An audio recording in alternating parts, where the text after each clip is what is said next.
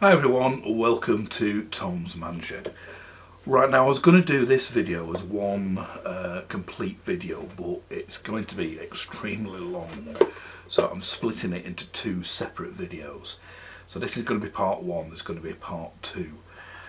Part one, this one will consist of the unboxing and an explanation of to why I've chosen this item, and a small explanation of its use, and then part two, a different video, will be the installation of it, and that's going to be a full installation showing how to remove all the panels in the car and everything, and the fuse box and where to wire it into, and tests of the footage, comparing it day and night, and with filter, without filter, and comparing it to my old one.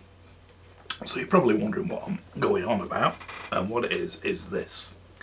It's a Viofo 4K ultra high definition and full high definition A129 Pro Duo Dashcam. So a bit of a mouthful, but basically Dashcam for the new MG ZS. So like I said, I'll be giving a full explanation very shortly, but first of all let's get into the unboxing. Okay, so just a quick unboxing of this new Duo Dashcam set I've bought for the new MG ZS EV. As you can see, it's the Viofo 4K UHD plus FHD, so it's ultra high definition plus full high definition dual channels. Full explanation coming up. This is just the unboxing. So let's have a look. That's the spec if you want to freeze frame that and read the bits on there.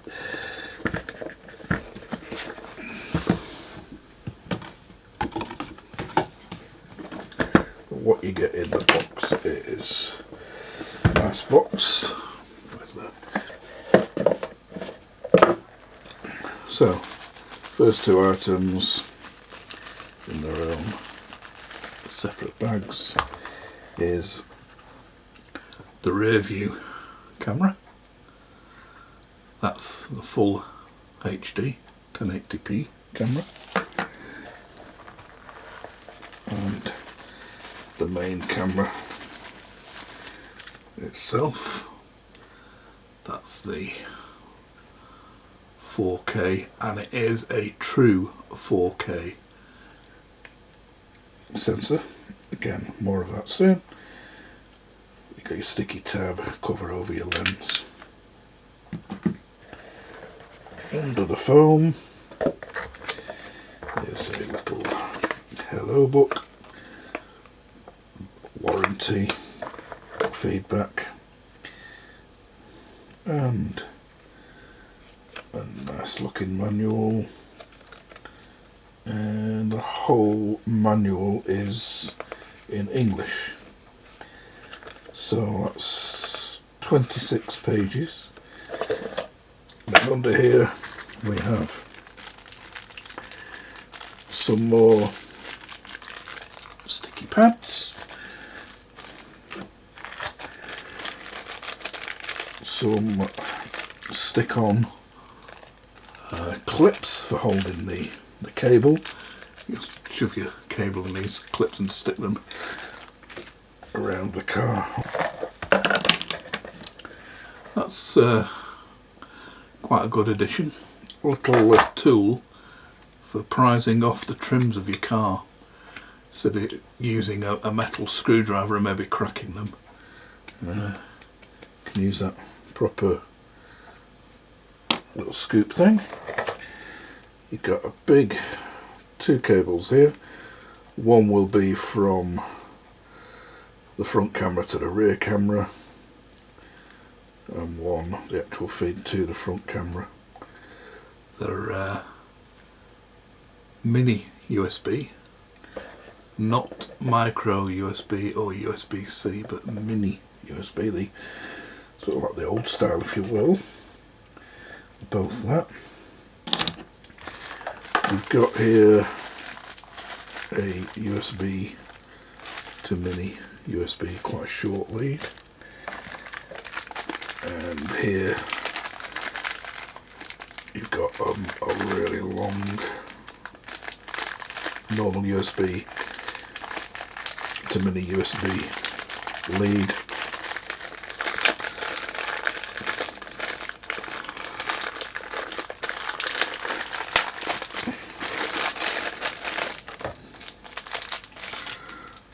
Good long length, and a car adapter, cigarette socket adapter, or 12 volt accessory socket adapter, and this is 12 to 24 volts input and output of your 5 volts of course for USB, and 3.1 amp. So good output, dual socket. You will of course only need one to power the camera. So quite a comprehensive mounted. Oh, there's also, I've got loads of these, I don't need them, but nice quality feeling Viofo micro SD card reader. So that's good. So that's the camera itself. Now again, I'll be going in later in this video into the wiring of it into the new car. Now if you're going to hardwire it in, which I suggest you do, in fact really it's the only way to do this, because this camera, as I'll explain again in more detail later, has got a park mode, and a buffered park mode at that, which means that when you've parked it up, you can set one of 3 different modes. Again, I'll go into it in more detail, this is just the unboxing. You can go into 3 different sorts of park mode surveillance.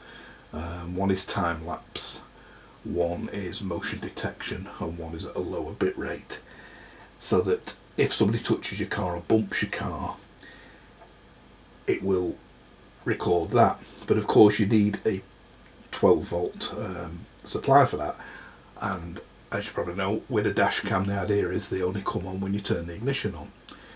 So once you turn the ignition off, or the motor off, you would have no and it was plugged in your accessory socket, you would have no power to power it. So you also need a permanent live supply to it.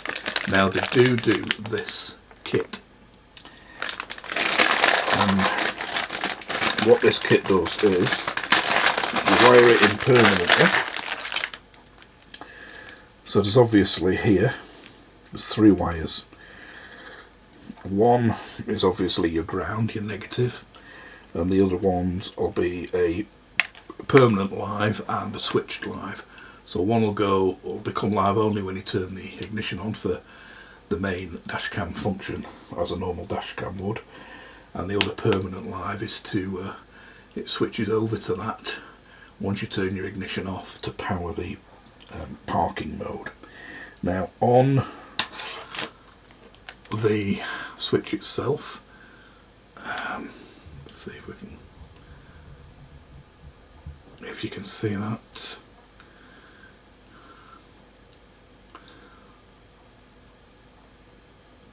You can set it with this switch here.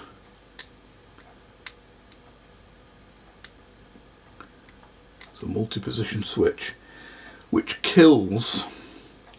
will turn it off if your battery drops below a certain voltage. So that if your main car battery, your 12 volt battery in your car,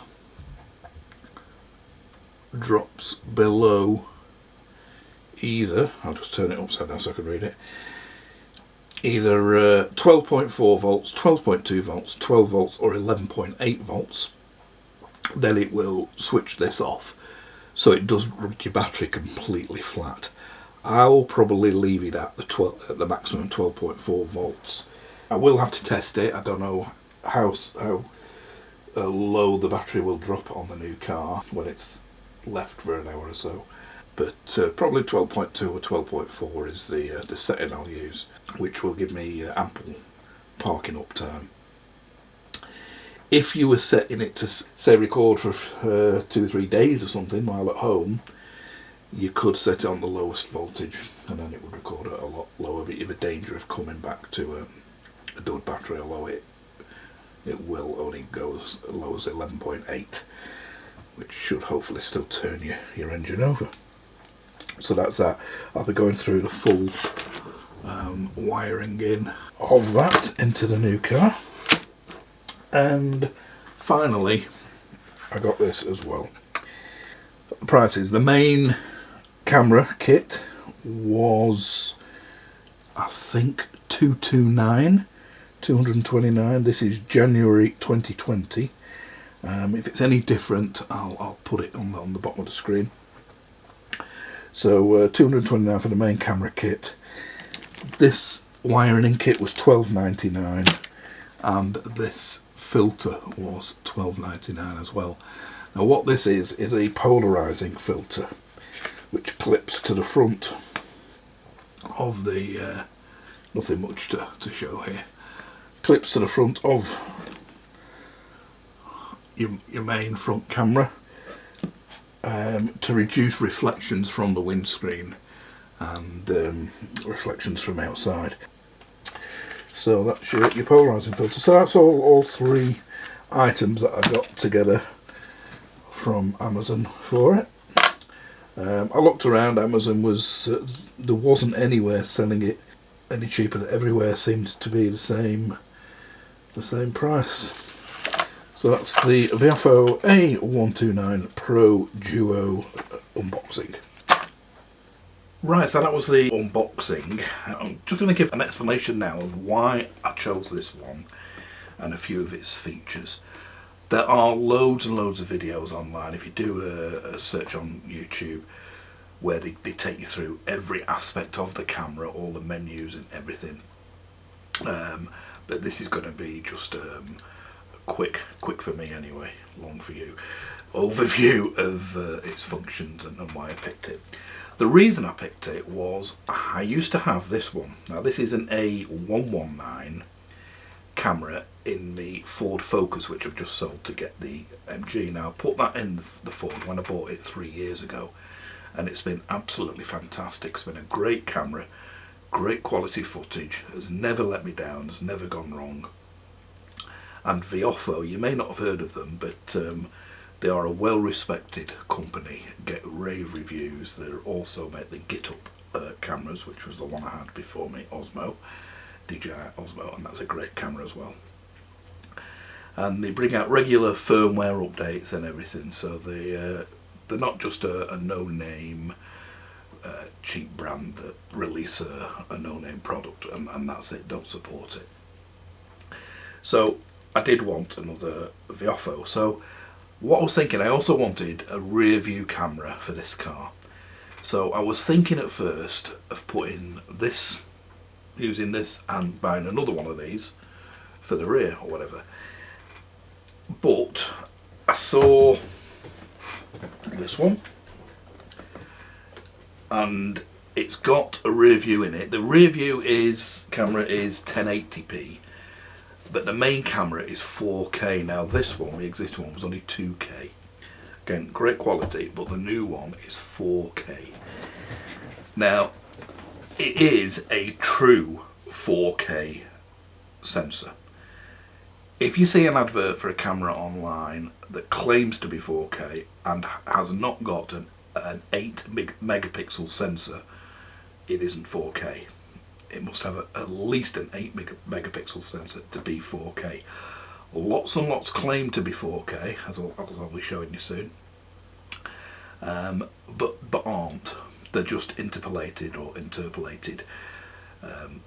from 1080p or 2K or whatever up to 4K by sort of stretching the image and inserting extra pixels and that. It's not true 4K. This, although it's an expensive camera, is one of the cheapest 4K solutions on the market. So there, yeah, you can see it's $229.99. The wiring harness was $12.99, and the polarizing filter was also $12.99. So you know, round about sort of like 250-ish quid for the full setup.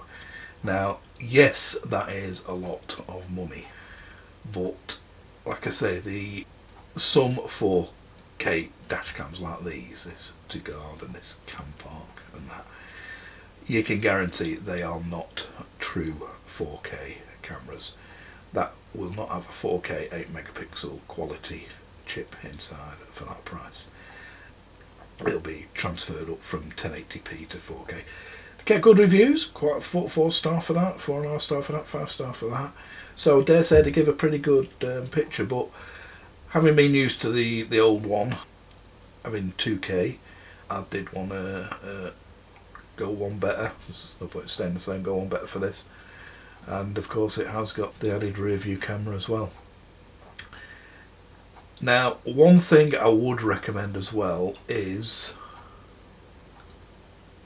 this, or one like this, a high endurance SD card. Now, as you can see, I've gone for the 128 gig one from Pickstop. I was going to get it from Amazon, but the one I wanted, the SanDisk one, was not the Samsung one, was out of stock and £10 more. So this gets good reviews. 128 gig. Don't forget you're recording 2 cameras, one of them in 4K, so the footage is going to take up a lot more room than normal. So, and high endurance means it is designed to be recorded over, like a CCTV system. Normal SD cards aren't, and they don't last as long. Another big plus in its favour is it's got a thing called buffered parking mode. Now, the latest version of the 119, version 3, they've also added buffered parking mode to it. This didn't. It had parking mode, but it wasn't buffered. What buffered is it will record for 15 seconds before it detects movement, or before an instance, and 30 seconds after that. So if, say, somebody bumps into your car in a car park with a shopping trolley or something like that, a normal camera without buffered parking mode would only film that incident, and that is it. It detect the shock and just film the thing. This also, on a continuous loop, films before, 15 seconds before and 30 seconds after, so you see the run up to the incident as well. And that is a really, really important point.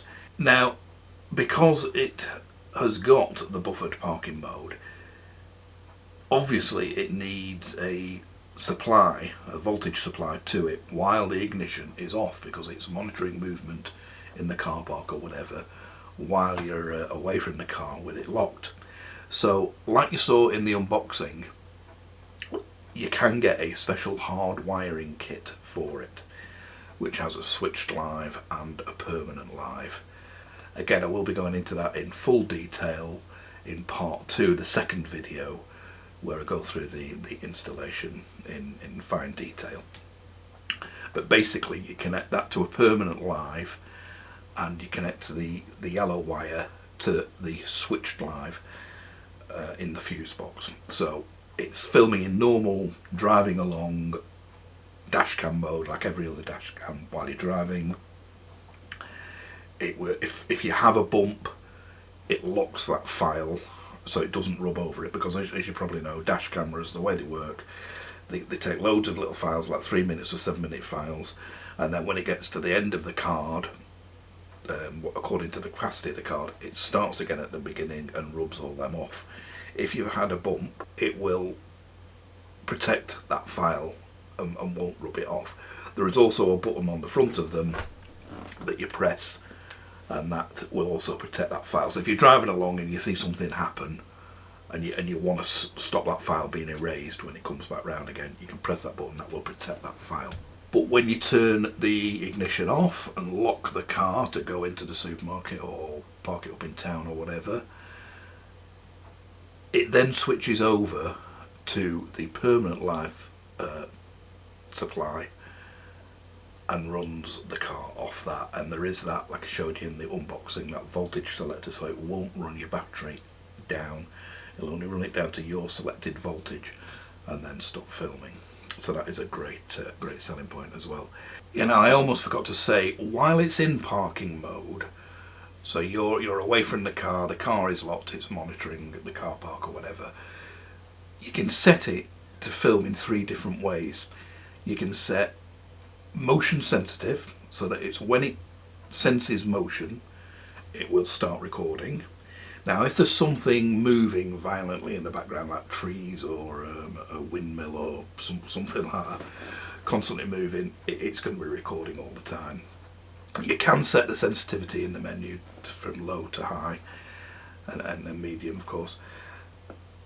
So that's the motion sensitive sets the filming off. You can also have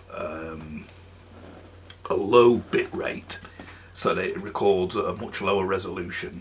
The reason being for these is because they are, of course, filling up your card. The longer you are parked up, it's got 2 cameras, one of them 4K, you're filling up your SD card, and the other one is time lapse.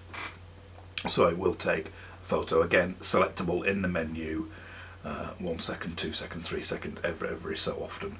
So that you've all seen time-lapse movies, so you come back to it, being moved around, but it will still hopefully capture any useful information. And of course, as mentioned in the when I was showing you the Amazon pages, get yourself a good quality endurance micro SD card. I would say for something this size, 128 gig up would do. If you're using an 8 gig or a 16 gig, it's going to fill that card rapidly, so it won't hold much information once you get home if you need to look at a day's driving or whatever. So I picked a 128 gig one. It'll take much higher than that. So it'll take up to 256 gig card, but I thought 128 gig was plenty, and I've picked a good make. Like I say, if you pick an endurance one, that's what these are designed for, to be constantly written over. They have a longer lifespan, and that's exactly what they're designed to do. It also, this one and the new one, the old one and the new one, don't use internal batteries to keep all the memory settings. Most cameras do, and they don't like extreme heat or extreme cold, neither of which would probably get this country. But if you did leave it in a baking hot car in the height of summer, they can get very hot, and batteries don't always like that. These use capacitors, so there's no internal batteries whatsoever in them, and they can take much more extreme temperatures. Okay, and something else I almost forgot to tell you as well was, unlike my old one, on this camera there is a phone app for it. So you can sit there in your car and can set all the menu items and have a look what the cameras front and rear are seeing from your phone app. And I'll go through that very briefly here for you. View down the street and the view behind me. As you can see behind, it's not too bad through the smoked windscreen, but it turns out to be not a good picture. I'll remove some of that smoked stuff. So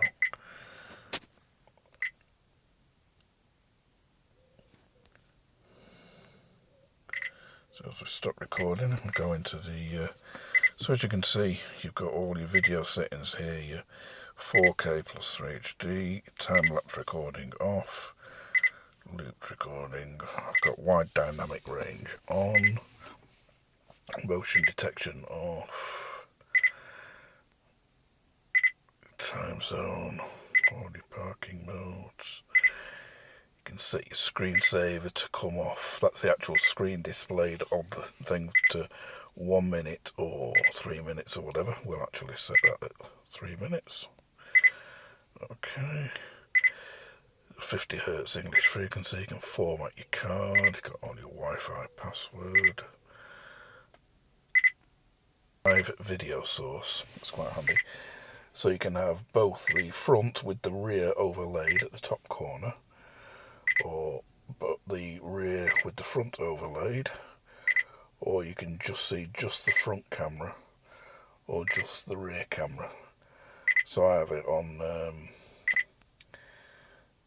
if you see. So like I say, if I show you just the front camera, okay, then go out of it, you'll see there all we're seeing is the front camera view. But if we go back into our settings, live camera view, and then go to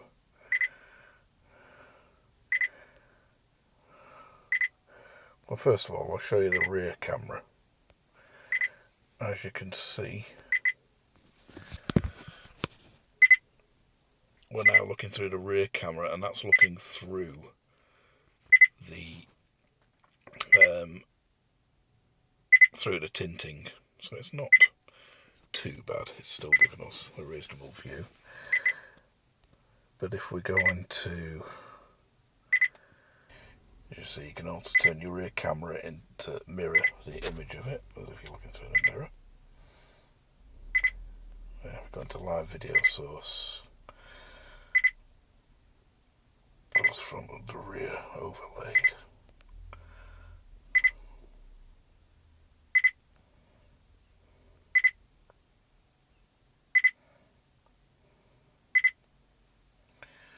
And if we go back now, you can see the rear camera is overlaid on top of the front.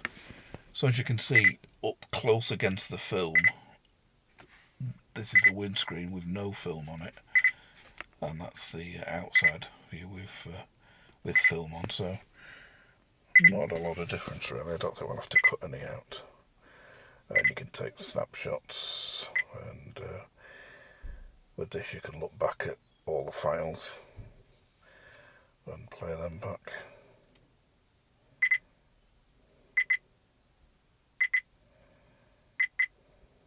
Okay.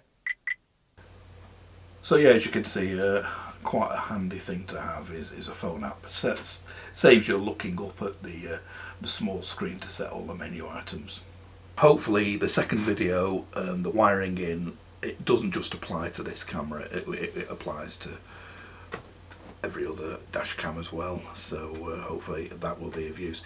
Now in that video, the installation video part 2, which will be coming up very very soon, keep your eyes open for that, you will need some extra tools. You'll need that wiring kit that I showed you in the unboxing. Also, one of these is very very handy. This is a, probably seen them, it's a kit of sort of fiberglass rods, thin rods that screw together, and they're great for like tying a cable to one end and shoving it through in inaccessible place for running cables down behind walls and stuff like that. You get about, I think it's about 10 sticks and different hooks and flexible ends and that. I've used that for threading the cable to the rear camera through the roof lining. You'll see that in the video. Also, you will need some of these. These are piggyback fuse connectors. So if you just did a search on Amazon or eBay or whatever for piggyback fuse connector, that's what you'll need to connect the permanent live and the switched live. You will need at least 2 of them. These will come in I think this was a pack of 4 for about £6 from Amazon, so they're not dear. I also bought, well, you don't need it all, this, which is a set of tools for prizing off, specifically for prizing off panels of cars. It comes with a little set of things for releasing the pins inside electric, little male-female connectors, and these under here as well. These are handy for pulling out these studs, and as you'll see in the installation video, I definitely use that. So again, you won't need all these tools, but if you get yourself at least one of them, a metal one, because I tried it again, as you'll see all this in part 2 of the video. I tried the plastic on one particular stud and it didn't want to know. I had to use a metal one. But the one that comes with the kit, as I've just shown you in the unboxing, you can use that for the other bits. So really you can get away with just using that. And of course you'll need your a crimping tool, wire cutters, just the usual things. A little scalpel for cutting a hole in to clear at the back of the hatchback. Again, you'll see it'll all become relevant in the installation video. So I think that covers it. I've told you why I like the Viofo products. It is, like I say, 4K. You'll struggle to find another, if you're thinking 200 quid it is dear, try and find another full, proper, genuine 4K. Don't believe the hype in the adverts. Go into reviews and find out exact size chip that the camera uses. If you want 4K, must have an 8 megapixel chip. But if you want a true 4K camera, this is a sort of price it'll cost you. I think it's good value for the rear camera, which is 1080p only, the front camera, the capabilities of it. As you'll see, the footage is really nice.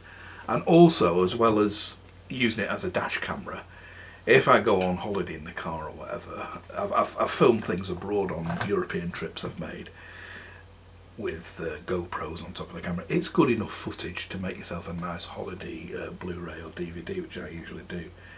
So, and I like my gadgets, as you know. So that justifies it for me. If it doesn't for you, by all means pick another cheaper dashcam, which you'll be totally happy with probably. But check out video 2 for the full installation instructions, and it is full, like I say. It's, you know me, I go on, I've been called a waffler, but I do go on, but I've tried to make the installation one as detailed as possible without dragging it out, and it is over an hour long, so hopefully that will be of some use, as has this as an introduction to it. Keep an eye out for part 2 of the video. If you want to subscribe, click the little picture up the shed here and you'll be alerted to new videos coming out, and I hope to see you for that very soon. Bye for now.